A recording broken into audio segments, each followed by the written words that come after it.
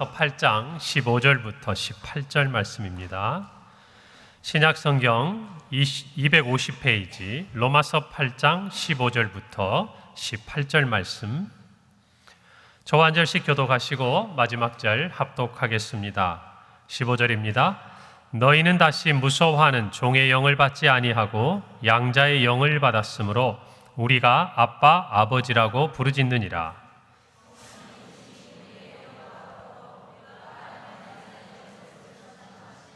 자녀이면 또한 상속자 곧 하나님의 상속자요 그리스도와 함께한 상속자니 우리가 그와 함께 영광을 받기 위하여 고난도 함께 받아야 할 것이니라. 함께 읽습니다.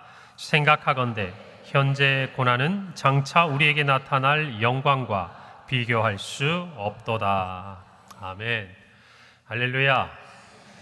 우리 지난 시간, 지난 한 주를 돌이켜보면 그동안 저희가 기도했던 귀한 태신자들 참 초청하고 우리의 마음과 또 주님의 사랑을 전했던 귀한 시간이었습니다. 참 부활주일날 우리가 첫 번째 태신자를 작정하고 그리고 창립 감사 주일에 두 번째 작정하고 지난 부활주일부터 지난주까지 우리가 계속 우리 태신자들의 이름을 부를 수 있었다는 것만으로도 우리에게는 참 감사하고 기쁜 시간이라고 생각해요. 여러분, 우리가 무엇이기에 한 사람의 영혼을 우리의 가슴에 담고 그분을 위해서 기도할 수 있겠습니까? 누가 그런 고난을 우리에게 줬겠어요? 다만 우리는 하나님께 받은 은혜가 크기에 그분들을 사랑할 수 있었고 또 우리의 사랑으로는 아마 그렇게 하기 어려웠을 겁니다. 그러나 주님의 사랑을 떠올리면서 어쩌면 우리가 그 이름을 부를 때마다 한편으로는 저와 여러분을 구원하신 하나님의 은혜를 떠올리면서 감사할 수 있었던 지난 시간인 것 같습니다. 여러분, 새생명 전대축제는 끝난 것이 아니에요. 이제 시작한 겁니다.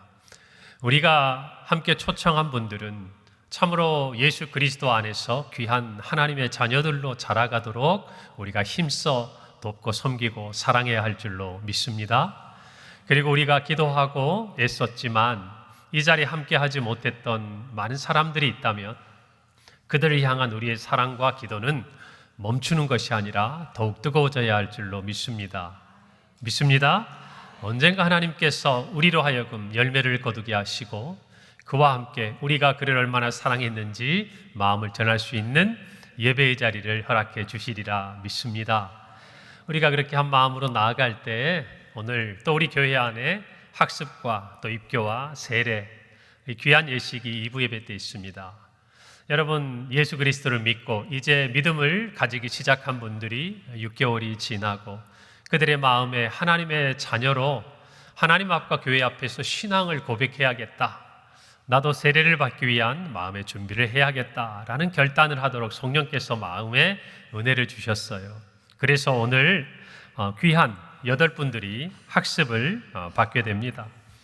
그리고 어릴 때 어쩌면 자기들은 기억하지 못하겠죠. 부모님의 그 신앙, 예수 그리스도 안에 있는 언약 사상에 따라서 이 자녀를 하나님 앞에 정말 하나님의 자녀로 키우겠다고 서약하고 유아 세례를 드린 우리의 자녀들 6명이 또 입교를 행하게 됩니다. 이제 만 14세가 지나고 이전에는 부모님의 신앙을 따라서 나와왔던 그들이라 이제는 자신의 신앙의 고백을 가지고 예수 그리스도가 나의 구주가 되심을 그리고 하나님의 자녀로 살아가겠다고 결단하는 귀한 시간이 되는 것이죠. 그 외에도 하나님 앞에 학습을 거쳐 세례를 받게 되는 5분의 성도님, 그리고 사랑하는 하나님 주신 자녀를 하나님의 자녀로서 키우겠다고 결단하는 우리 귀한 한 명의 유아 세례까지 오늘 2부 예배 때 참 하나님이 주신 은혜가 크다고 생각을 합니다. 태신자를 품고 그리고 한 주가 지나고 우리가 학습과 세례와 또 입교를 거행하고 또 오늘 저녁에는 이 지역에 있는 분들을 하나님의 전 또 우리 평강교회로 초대해서 참으로 우리의 사랑을 전하고 또 다음 주에는 우리가 예수 그리스도의 우리를 위해 내어주신 그 살과 피를, 그 십자가의 은혜를 체험하며 그리고 우리가 감사하며 정말 성찬식에 참여하는 이 모든 일련의 과정들, 그리고 맡게 될 추수감사주일에 이르기까지 우리 모두는 이 11월 달에 우리 모두가 10월 말부터 시작한 이 영적인 거대한 흐름에 함께 발맞춰 나가야 될 줄로 믿습니다. 어느 한 사람도 의미 없이 한 주간 지나가지 말고, 어느 한 사람도 준비 없이 그 주의 예배를 맞이하지 말고, 어느 한 사람도 그냥 이 가을에 받아야 될 하나님의 은혜와 사랑을 깨닫지 못하고 지나가는 그런 영혼이 없기를 간절히 바랍니다. 우리 이 모든 시간들을 마음에 두고 여러분 한 주간을 그렇게 주의를 사모하며 사는 은혜가 있기를 바랍니다. 오늘 특별히 지난 새생명 전도 축제와 또 오늘 학습과 또 세례식을 앞에 두고 우리 마음에 오늘 이 바울이 전한 로마서 8장의 말씀을 통해 크게 두 가지를 함께 확인하기를 원합니다. 그 첫 번째예요. 한번 따라서 합시다. 그리스도 예수 안에서 우리 모두는 하나님의 자녀입니다. 네, 오늘 제 설교로 알려주지는 않았는데 우리 에덴 찬양대 가사의 첫 구절이 하나님의 자녀는 하나님이 책임지신답니다. 하나님의 자녀는 하나님이 택하셨어요. 그리고 우리 찬양의 가사처럼 하나님이 책임을 주십니다. 예수 그리스도를 영접하는 자에게, 그 이름을 믿는 자에게 하나님의 자녀가 되는 권세를 주신다고 하나님은 성경을 통해서 우리에게 가르쳐 주셨습니다. 더 나아가서 우리가 학습과 또 세례식을 앞에 두고 갈라디아서 3장 26절에서 27절의 말씀을 한번 생각해 볼 필요가 있어요. 너희가 다 믿음으로 말미암아 그리스도 예수 안에서 하나님의 아들이 되었으니 누구든지 그리스도와 합하기 위하여 세례를 받은 자는 그리스도로 옷 입었느니라. 할렐루야. 예수 그리스도를 믿어 하나님의 아들, 하나님의 자녀가 된 자들, 그들은 세례를 받고 예수 그리스도와 연합합니다. 그리고 예수 그리스도로 옷 입습니다. 무슨 말입니까? 하나님의 자녀다운 삶을 살게 된다는 말이죠. 즉 저와 이 자리에 있는 여러분 모두 하나님 앞에 정말 예수 그리스도를 믿고 또 세례를 받는 이 일련의 과정을 통해서 정말 중요한 의미는 무엇인가? 예수 그리스도와 우리가 뗄래야 뗄 수 없는 관계가 됐다는 거예요. 이게 바로 연합되었다는 의미입니다. 즉 예수님의 모든 것이 우리의 것이 되고 우리가 가진 모든 것이 또 주님에게도 의미가 있다는 것을 이야기하고 있는 것이죠. 예수님이 하나님의 아들이신 것처럼 저와 여러분도 예수 그리스도 안에서 하나님의 아들이 되었다는 것, 이것이 연합이 주는 선물입니다. 여러분, 바울은 우리 모두가 하나님의 아들이 되었다고 본문에서 선언해요. 15절입니다. 너희는 다시 무서워하는 종의 영을 받지 아니하고 양자의 영을 받았으므로 우리가 아빠, 아버지라고 부르짖느니라. 여러분, 오늘 본문에서 바울은 우리가 아빠, 아버지라고 부르는데 그렇게 되는 이유가 양자의 영을 받았기 때문이라 라고 이야기를 합니다. 여러분, 이게 무슨 말입니까? 양자는 태생적인 아들이 아니죠. 입양의 과정을 통해서 아들로 받아들여진 사람을 이야기합니다. 여러분, 이 당시에 로마에서 양자로 입양된 사람이 가지게 되는 신분적 변화가 있어요. 첫째는 뭔가 하니 이전에 가지고 있던 가족과의 모든 관계, 그 권리를 상실해요. 사라진다 그 말이에요. 이제는 그가 어떠한 삶을 살았던지 그것은 다 끊어지고 뒤로 하게 된다 그 말이에요. 그 사람이 노예였든지 그 사람이 뭐 어떤 대단한 사람이었든지, 그러나 그가 양자가 되기로 결정이 된 그 순간 지난 모든 신분은 뒤로 하고 새롭게 아들이 된 그 자리에서 그의 삶이 시작이 된다는 것입니다. 그리고 또 하나가 있지요. 새로운 가족 내에서 법적인 자녀로서 모든 권리가 그에게 주어지게 됩니다. 즉 상속자가 된다는 것이죠. 그리스도인이 된다는 것은 이런 의미를 가지고 있어요. 저와 여러분이 이전에 살던 모든 삶을 이제는 다 끊어낸다는 거예요. 다 뒤로 한다는 거예요. 그리고 자유함으로 하나님의 자녀가 되어서 이제는 중요한 것 하나, 하나님의 자녀로서 누리게 될 모든 특권을 저와 여러분이 가지게 되었다는 것을 말합니다. 새로운 신분이 되었다는 거예요. 여러분, 그렇다면 이와 같이 하나님의 양자가 되고 하나님의 아들이 되어서 아빠, 아버지라고 부를 수 있기 전에 우리의 모습은 어떠했는가? 오늘 15절에서 우리는 이렇게 확인할 수 있어요. 너희는 다시 무서워하는 종의 영을 받지 아니하였다. 여러분, 종된 삶이란 무엇입니까? 무엇인가 매여 있는 것이죠. 무엇에 매여 있는 것입니까? 이전에 율법 아래의 삶을 바울은 이야기하고 있습니다. 이거 뭔가 하니 쉽게 말하면 내 스스로의 삶을 내가 구원하고자 하는 모든 인간적인 시도를 이야기하는. 여러분, 이스라엘 백성들, 예수님께서 이 땅에 오시기 전에 그들은 율법을 통해서 구원을 얻고자 했습니다. 여러분, 그러나 그것은 실패했어요. 그들의 행위로 말미암아 구원을 얻을 길이 없다는 것을 확인할 뿐이었습니다. 그러니까 무슨 말이에요? 무엇인가 열심히 합니다. 바리새인들처럼 금식도 하고 기도도 하고 하나님 앞에서 말씀도 있고 무엇인가를 열심히 하는데 이것을 통해서 내가 구원을 얻으려고 하니까 하면 할수록 자신들의 그 노력과 그 행위가 자신에게 위로가 되고 힘이 되고 확신이 되고 믿음이 되는 것이 아니라 어때요? 점점 더 불안해질 뿐이라는 것이에요. 율법 아래 있는 사람들의 삶은 마치 종의 삶과 같다는 것이, 무엇인가는 열심히 하는데 두려운 것이에요. 우리 지난 새생명 전도 축제 때 이야기했던 것처럼 허무함을 느낄 뿐이다, 그 말이. 그러나 예수 그리스도 안에 있는 자들은 양자의 영을 받은 하나님을 아빠, 아버지라고 부르는 하나님의 자녀의 삶을 산다는 것이에요. 여러분, 두려움이 사라진다는 것이, 우리가 살아가면서 매 순간 정말 우리의 삶에 대한 두려움, 내일이 어떻게 될까? 우리가 죽음 이후에 영혼은 어떻게 될까? 그것을 위해서 우리가 오늘은 무척이나 열심히 살아가지만 끊어낼 수 없는 그 두려움이 하나님의 아들이 되고 하나님의 자녀가 되어서 하나님을 아빠, 아버지라 부르게 되는 하나님의 그 은혜의 자리에 들어가는 순간 여러분 다 자유하게 되고 사라지게 된다는 것을 믿으시기를 바랍니다. 갈라디아서 4장 4절에서 6절에 이렇게 말씀합니다. 때가 참에 하나님이 누구를 보내사?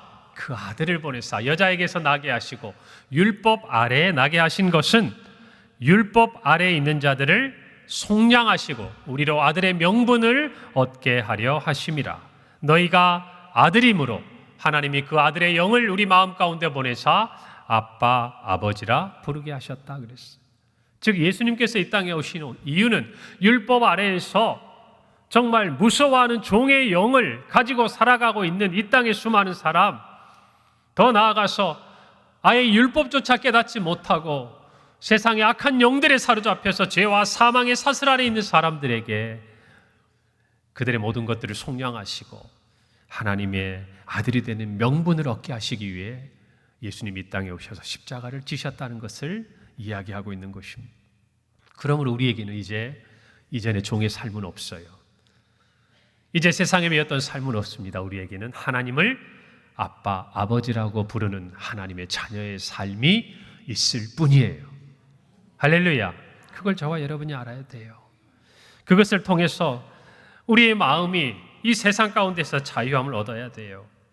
양자의 영을 받은 자의 가장 큰 특권이 뭡니까? 하나님을 바로 아빠, 아버지라고 부를 수 있다는 거예요. 여러분, 이 아빠, 아버지라는 말은 로이드 존스 목사님이 이렇게 주의를 했어요. 아빠는 어린아이가 내는 혀 짧은 소리라는 거예요. 그러니까 그냥 어른들이 아빠 이게 하는 게 아니라 어린아이가 내는 혀 짧은 그 나이대에 생각하는 아버지, 그 아버지를 생각하면서 부르는 이름이라는 것이에요. 여러분, 어린아이가 아버지에게 부를 때 무슨 복잡한 생각을 하겠습니까? 내가 아버지로 부른 만한 무슨 자격이 있다고 생각을 하겠어요? 아니요. 그냥 자기의 필요를 따라 아버지를 부르는 것이에요. 아버지를 부르고 싶을 때 아직 발음도 명확하지 않은 그 어린아이가 아버지를 찾는 거예요. 여러분, 자녀를 키울 때 아이들이 아빠, 엄마, 그리고 처음 손을 잡고 일어서서 한두 발 걸어가는 그 어떤 시간들을 아마 우리 부모님들은 잊지 못할 것 같아요. 아이는 어쩌면 그 아빠의 단어가 뭘 의미하는지도 모르겠지만 아빠라고 해봐, 엄마라고 해봐. 특히 아빠들이 그러죠. 늘 엄마와 같이 있으니까 아빠를 기억 못하고 말이 늦어질까 봐 아빠, 아빠 그러잖아요. 마찬가지. 하나님께서도 우리에게 그걸 요구하시는 거예요. 그저 우리에게 다른 어떤 모습이 아니라 예수 그리스도를 믿음으로 저와 여러분을 자녀 삼아 주신 하나님께서 이렇게 얘기하시는 거예요. 아빠라고 불러봐, 아빠라고. 여러분, 우리가 하나님의 자녀가 된다는 것은 그런 의미라는 거예요. 그러니 저와 여러분이 하나님 앞에서 하나님을 아버지라고 부르며 주저함이 없어야 할 줄로 믿습니다. 두려움이 아니에요. 친근함이에요. 친밀함이에요. 신뢰함이에요. 여러분, 예수님도 겟세마네 동산에서 마지막 온 인류를 향한 대속의 기도를 하실 때 하나님 이렇게 부르셨어요. 마가복음 14장 36절입니다. 이르시되 아빠, 아버지여, 아버지께는 모든 것이 가능하오니 이 잔을 내게서 옮기시옵소서. 그러나 나의 원대로 마시옵고 아버지의 원대로 하옵소서. 적어도 예수님께서 마지막 하나님 이 잔을 내게서 옮겨주세요 할 때는 정말 그 혀짧은 소리를 내는 어린아이와 같이 그냥 예수님의 마음에 있는 인간적인 모든 것을 그대로 얘기하신 거예요. 그러나 온 인류의 구주로 오신 주님께서 그 마지막 순간에 어린아이의 모습이 아니라 이 땅을 구원하기 위해 오신 하나님의 아들로서 아버지의 원대로 되기를 원한다고 기도로 마무리하고 계시는 거예요. 오늘 저와 여러분도 우리 주님을 따라서 우리의 삶의 아빠 아버지라고 부를 수 있는 은혜가 있기를 간절히 바랍니다. 이것이 특권이에요. 왜냐고요? 이 이름을 하나님을 향해서 아빠 아버지라고 부를 수 있다라는 것, 이것이야말로 우리의 삶에 있어서 가장 고귀하고 가장 아름다운 것을 우리에게 주기 때문입니다. 여러분, 그런데 오늘 바울은 우리가 아빠 아버지라고 부르면서 우리에게 이 사실이 결코 흔들리지 않을 것이라는 것을 약속하고 또 가르쳐주고 있어요. 오늘 16절 말씀 볼까요? 성령이 친히 우리의 영과 더불어 우리가 하나님의 자녀인 것을 증언하신다. 자, 우리의 영과 더불어 누가 우리가 하나님의 자녀라고 증언하신다고요? 성령께서 하신다는 거예요. 성령. 여러분, 이때 증언하다라고 번역된 헬라어 마르티레오는요, 영어에 있어서 순교자, 마르라는 이 단어의 어원이에요. 무슨 말이냐면 원래 이 말은 까다로운 사건을 의심 없이 해결해 줄 수 있는 권위 있는 증인을 의미하는 단어예요. 그러니까 이 순교자는 어떤 의미예요? 증인으로서, 그가 죽음으로써 자기가 가진 것들을 증명하는 사람들이에요.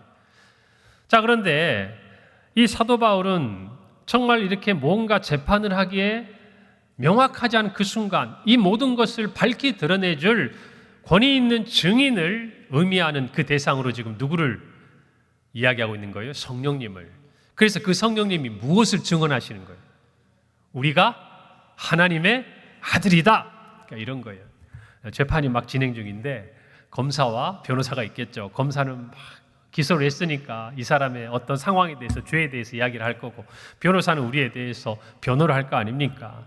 자, 그런데 뭔가 이렇게 막 다투어야 되는 그런 상황일 때 한 증인이 나타나가지고 만약에 우리가 하지 않은 일을 막 했다고 이야기를 하는 상황이라면, 제가 그 자리에 있었는데 그때 이 사람은 없었습니다. 제가 그것에 대한 확실한 증인입니다. 그러면 재판이 아주 명확해지는 거죠. 결정적인 증인 아니겠습니까? 마찬가지예요. 우리가 살아가면서 우리의 삶 속에요, 우리가 하나님의 자녀인지 끊임없는 의심과 또 염려, 또 유혹의 여러 가지 상황들이 찾아옵니다. 때로 우리 넘어져요. 어쩌면 우리가 하나님의 자녀인 것을 누구보다 의심하는 사람이 공교롭게도 하나님의 아들인 저와 여러분이에요. 여러분, 가만히 생각해 보세요. 양자, 어떤 면에서는 로마 시대 때는 굉장히 신분적인 상승이고 뭔가 긍정적인 의미로 볼 수 있겠지만, 여러분, 우리의 전통적인 환경에서 본다면 누군가의 양자가 되었다라는 것, 여러분, 그것이 마냥 좋은 일만은 아니지 않습니까? 우리가 한편으로 생각해 보면 그 또한 아버지라고 부르고 어머니라고 부르면서도 늘 정말 아버지가 나를 사랑하는지, 어머니가 나를 사랑하는지 뭔가 확인하고 싶고, 뭔가 그것들에 대해서 듣고 싶고, 이런 마음들이 얼마의 기간 동안 필요하지 않겠어요? 여러분, 어쩌면 우리도 마찬가지인지 몰라요. 분명히 우리가 하나님을 아버지라고 부르고 있으면서도 하나님도 아무 말씀 안 하시고, 세상도 우리에게 별말하지 않는데 누구보다 우리 자신이 내가 하나님의 아들인가? 왜 그렇죠? 누구보다 저와 여러분의 삶과 우리의 생각을 우리가 알기 때문이에요. 세상은 말할 것도 없고 사람들은 말할 것도 없고 저와 여러분마저도 내가 정말 하나님의 아들이 맞는가, 하나님의 자녀라면 내가 정말 이렇게 살고 있는데 내가 진짜 하나님이 구원을 허락하시고 예수 그리스도를 믿음으로 구원받는 하나님의 자녀가 맞는가라는 끊임없는 의문의 부호를 우리가 갖기 시작할 때 여러분 한 가지를 반드시 기억하셔야 돼요. 누가? 성령께서 누구를 향해? 우리를 향해서 당신은, 너는 하나님의 아들이다라고 분명하게, 명확하게 흔들리지 않고 변할 수 없는 증언을 하신다고 말이에요. 이것이 저와 여러분이 하나님의 자녀라는 그 무엇과도 비교할 수 없는 확실한 증거가 되는 줄 믿습니다. 여러분, 그러니까 종의 모습처럼 하나님의 자녀임을 확인받으려고 너무 애쓰지 마세요. 너무 애쓰지 말라고요. 그런다고 해서 하나님의 자녀가 되는 것이 아니라 이미 하나님의 자녀가 되었어요. 예수 그리스도를 믿음으로 영접하는 자, 곧 그 이름을 믿는 자에게는 하나님의 자녀가 되는 권세를 주셨다. 할렐루야. 그러므로 우리에게는 자녀가 되고 자녀로 확인받기 위해서가 아니라 자녀로서 살아갈 정체성이 주어질 뿐이라는 것입니다. 그렇다면 우리는 이제 하나님의 자녀로서 살아야겠죠. 삶을 드러내야 되지 않겠습니까? 하나님의 자녀는 단지 성령을 모시고 있습니다, 내가 예수님을 믿습니다 라는 고백만 가지고 우리의 신분을 증명하는 데서 그치지 않고 저와 여러분의 삶에서 몸의 행실을 죽이는 경건의 생활을 통해서 증명해야 할 줄로 믿습니다. 우리가 읽지는 않았지만 앞선 로마서 8장 13절에서 14절은 이렇게 말씀합니다. 너희가 육신대로 살면 반드시 죽을 것이로되 영으로서 몸의 행실을 죽이면 살리니 무릇 하나님의 영으로 인도함을 받는 자는 곧 하나님의 아들이다. 우리 여자 성도님들 서운해하지 마세요. 그 당시에 이 아들이라는 표현은 모든 자녀를 대표하는 표현이에요. 하나님의 아들과 딸, 자녀라는 것이. 이제 우리는 하나님의 자녀다운 삶으로 우리의 몸의 행실을 죽이고 성령의 인도함을 받는 삶을 살아야 해요. 성령의 능력으로 우리의 마음 가운데 끊임없이 일어나는 죄의 유혹과 싸움에서 승리하고 이겨야 한다는 것이죠. 그러므로 말미암아 하나님의 자녀다운 거룩한 삶을 살아야 하는 것입니다. 이것이 하나님의 자녀들에게 합당한 삶이에요. 그런데 한 가지 아셔야 돼요. 우리 힘으로는 할 수 없어요. 우리가 예수 그리스도를 구주로 영접하고 믿는 것조차 하나님의 은혜인 것처럼 우리가 하나님의 자녀다운 삶을 사는 것도 하나님의 영으로 인도함을 받는 과정에서 일어나는 일이라는 것이죠. 아멘입니까? 그러면 우리는 성령을 따라 살아야 하는 것이, 성령을 따라 행해야 하는 것입니다. 지난 한 주간뿐만 아니라 우리 앞으로의 삶의 모든 순간순간마다 우리의 삶에는 두 가지 끊임없는 싸움이 일어날 거예요. 성령을 따라 살 것이냐, 육체의 소욕을 따라 살아갈 것이냐. 그때 잊지 마세요. 여러분은 하나님의 자녀입니다. 하나님의 아들입니다. 하나님의 딸입니다. 성령이 증언하십니다. 그분의 음성을 따라가세요. 그분의 인도하심을 따라가세요. 그분이 말씀하시는 것을 받아들이세요. 그러면 하나님의 자녀다운 삶을 살게 되리라 믿습니다. 두 번째입니다. 따라서 합시다. 하나님의 자녀는 하나님의 상속자입니다. 여러분, 우리는 구원을 받았습니다. 아멘이죠? 그러나 구원을 받았다는 이 한마디로 우리의 모든 구원이 설명하기에는 조금 부족한 부분이 느껴져요. 예수님을 믿으면 누구나 구원을 받습니다. 그에게는 결코 정죄함이 없습니다. 하나님이 주시는 복이 임하였습니다. 성령으로 그리스도와 연합한 하나님의 자녀가 되었다는 것이죠. 여러분, 그런 한편으로 우리 구원의 가운데 있는 사람이에요. 아직도 우리는 썩어질 육신의 장막에 있습니다. 세상 가운데서 고난을 받으며 살아갑니다. 그러나 그럼에도 불구하고 우리는 구원을 받을 사람인과 동시에 받은 사람이에요. 다시 오실 예수 그리스도와 함께 영원한 나라에서 누릴 찬란한 영광이 저와 여러분을 기다리고 있기 때문입니다.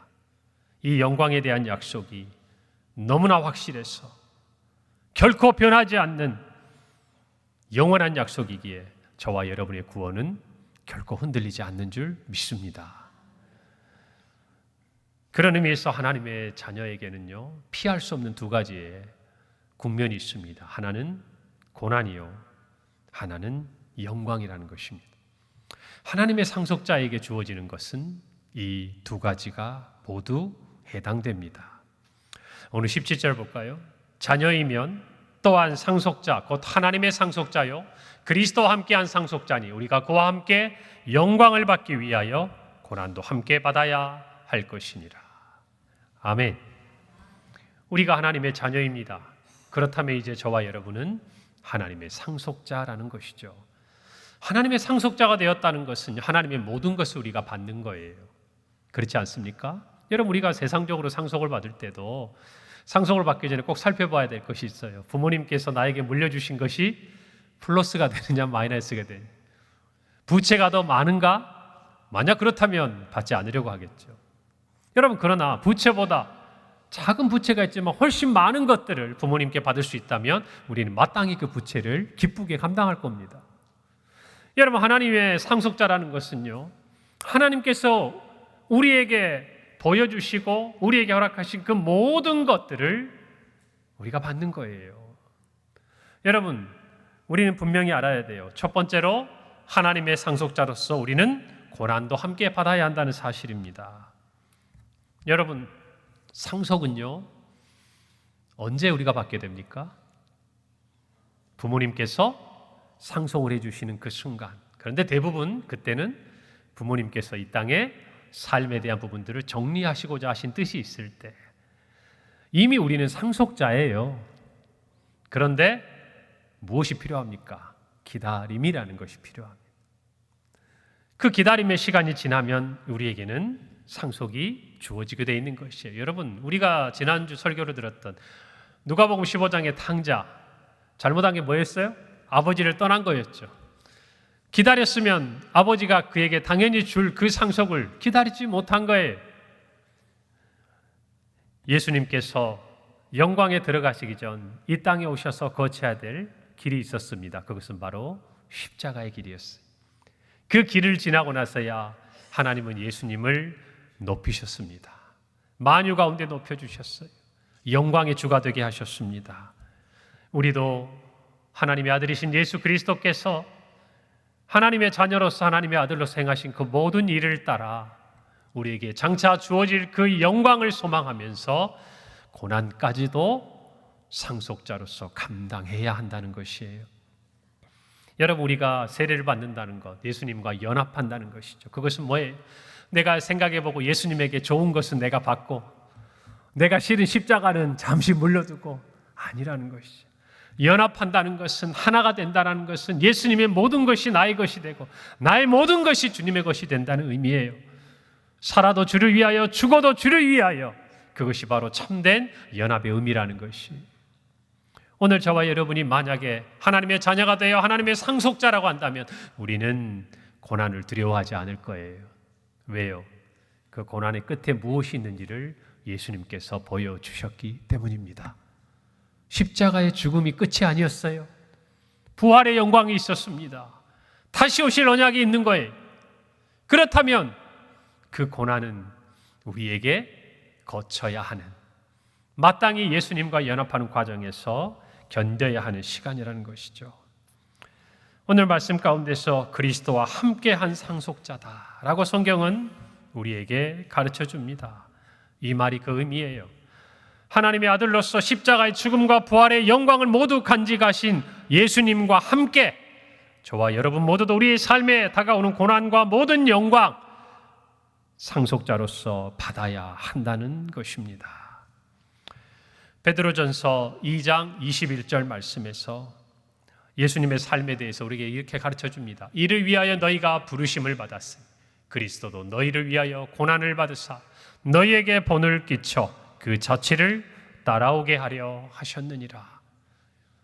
하나님의 아들이 되어 하나님의 딸이 되어 그 자치, 그리스도의 그 십자가의 그 고난의 자치를 따라가다 보면 그리스도의 영광이 저와 여러분 안에 있는 줄을 믿습니다. 여러분, 두 번째로 하나님의 상속자에게는 그래서 장차 나타날 영광이 있다는 것을 분명히 믿으셔야 합니다. 상속자로서 이 땅에서 예수님의 고난만을 생각하고 예수님이 하나님의 나라에서 누리시는 그 영광에 우리가 참여하지 못할 것을 의심한다는 것, 그것은 너무나도 부족하고 잘못된 생각이라. 그것을 아셔야 돼요. 바울은 고난과 영광을 비교합니다. 18절에 생각하건대 현재의 고난은 장차 우리에게 나타날 영광과 비교할 수 없도다. 현재의 고난은 미래의 영광과 비교가 될 수 있고, 현재의 고난은 우리에게 나타날 그 영광에 비하면 너무나 작다라는 것, 비교할 수 없다라는 것, 그것이 바울이 우리에게 가르쳐주고 있는 말씀이에요. 그리고 그것이 곧 예수 그리스도의 삶이었습니다. 삶이었어요. 여러분, 우리 모두가 예수 그리스도의 죽음과 부활, 그리고 다시 오실 그 영광의 그 날에 그리스도의 영광에 참여하는 존재로 서게 될 줄 믿으시기를 바랍니다. 팀 켈러 목사님은 이 로마서 부분을 주의하면서 C.S. 루이스가 이 부분을 주의한 한 부분을 인용해요. 하나님의 영광에 대해서 이렇게 말합니다. 하나님은 아무리 연약하고 더러운 인간이라도 지금으로서는 도무지 상상할 수 없을 만큼 힘과 기쁨과 지혜와 사랑으로 약동하는 눈부시게 빛나는 불멸의 존재로 그분 자신의 다함없는 능력과 즐거움과 선함을 완벽하게 반사하는 티 없이 맑은 거울로 만드실 것입니다. 누구를? 저와 여러분을. 그 과정은 길며 부분적으로는 아주 고통스러운 것이겠지만 거기에 도달하는 것이야말로 우리가 존재하는 목적입니다. 그 이하는 없습니다. 그의 말씀 그대로입니다. 사랑하는 성도 여러분, 현재 고난이 우리에게 나타날 영광과 비교할 수 없음을 믿으시기를 바랍니다. 여러분, 성도가 갖는 고난은요, 그 영광이 있기 때문에 의미가 있는 것이에요. 여러분, 고린도후서 4장 17절 18절 이렇게 말합니다. 우리가 잠시 받는 환난에 경한 것이 지극히 크고 영원한 영광에 중한 것을 우리에게 이루게 함이니 우리가 주목하는 것은 보이는 것이 아니요 보이지 않는 것이니 보이는 것은 잠깐이요 보이지 않는 것은 영원함이라. 우리가 잠시 받는 환난에 경한 것, 가벼운 것이 지극히 크고 영원한 영광에 중한 것을 우리에게 이루게 한다고 얘기했어요. 그러므로 우리의 고난은 우리의 영광을 전제로 있는 것이에요. 우리의 고난은 우리에게 다가올 영광을 이루어가는 그 과정에 있는 것이에요. 그러므로 성도에게 있어서의 고난이 찾아왔을 때 반드시 놓치지 말아야 할 것은 이 고난을 통하여서 하나님께서 하나님의 자녀들에게 주시고자 하시는 영광이 있다는 것을 잊어서는 안 된다는 것입니다. 우리의 고난은 그 고난 안에서 헤매이고 그 고난 안에서 낙심하고 좌절하게 만드는 것이 아니라 그 고난 가운데서 하나님의 영광을 바라보도록 저와 여러분이 이끌어 가신다는 것을 분명히 기억하셔야 해요. 히브리서 11장에서는 모세의 삶에 대해서 기록합니다. 히브리서 11장 24절 26절이죠. 믿음으로 모세는 장성하여 바로의 공주의 아들이라 칭함받기를 거절하였어. 도리어 하나님의 백성과 함께 고난받기를 잠시 죄악의 낙을 누리는 것보다 더 좋아했어요. 그리스도를 위하여 받는 수모를 애굽의 모든 보화보다 더 큰 재물로 여겼어요. 그 이유가 뭘까요? 이는 상 주심을 바라보았다 그랬어. 영광을 바라보았다는 거예요. 이 세상의 영광이 아니라 하나님의 아들로서 누리게 될 하늘의 영광, 영원한 영광을 바라보았다는 것이. 그래서 그는 오히려 이 땅에서의 공주의 아들을 거절했어요. 그리고 하나님의 백성과 함께 고난받는 것을 죄악의 낙을 누리는 것보다 더 좋아했어요. 그리스도를 위하여 받는 수모를 애굽에서 자기가 가지고 있는 모든 보화보다 더 크게 여겼다고 말이에요. 오늘 저와 여러분 고난의 시간이 있다면 영광을 바라보는 발판이 되기를 간절히 바랍니다. 저와 여러분의 앞에는 하나님이 약속하신 하나님의 아들로서 누리게 될, 하나님의 딸로서 누리게 될 찬란한 영광이 기다리고 있습니다. 아직 우리 눈에는 보이지 않습니다. 그러나 분명히 아셔야 될 것, 지금 우리가 겪고 있는 고난이 우리의 삶의 현장에서 느끼는 실제적인 일들인 것처럼 저와 여러분이 하나님의 자녀가 되어 누리게 될 영광도 추상적이고 관념적인 것이 아니라 우리가 고난을 받는 것처럼 우리의 영광 또한 반드시 우리가 누리게 될 실제적인 일이라는 것을 믿으시기를 바랍니다. 믿으시기를 바라요. 오늘 저와 여러분이 이 말씀을 분명히 간직하십시다. 우리는 하나님의 자녀입니다. 그리고 하나님의 상속자가 되었습니다. 신앙 가운데 찾아온 고난에 대해 힘겨워하고 믿음마저 흔들린다면 그것은 어쩌면 그 고난이 무거워서가 아니라 장차 나타날 영광에 대한 우리의 소망이 희미해져 있기 때문이 아닌가. 여러분, 그것을 돌아보셔야 돼요. 만약 그것이 분명하다면 우리의 고난은 우리에게 나타날 영광과 비교할 수 없을 만한 것으로 우리 자신이 느끼고 이기게 되리라 믿습니다. 하나님의 아들답게, 하나님의 상속자답게 살아가는 평강의 성도들이 되십시다.